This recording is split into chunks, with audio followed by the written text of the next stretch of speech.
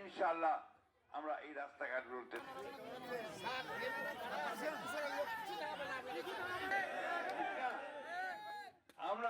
আমরা এই মাদ্রাসা উন্নয়নের জন্য কাজ করব, কিন্তু শুধু মসজিদের মাদ্রাসা করলেই তো হবে না।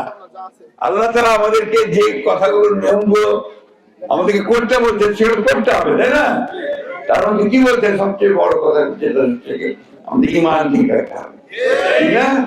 আমাদেরকে নামাজ পড়তে হবে, আমাদের রোজা রাখতে হবে, এখানে মুসলমানদের জন্য বলা হয়েছে। আর বলা তুমি মিথ্যা কথা বলবো না, সত্য কথা বলবো, মুনাফিকি করবে না, মানুষকে ভুল বলতে পারবে না।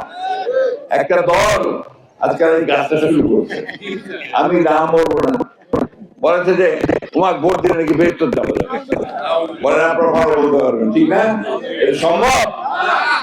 আল্লাহ তুষ্টি সন্তুষ্টি না আদায় করতে পারি, আমি কি বেহেশতে যেতে পারবো?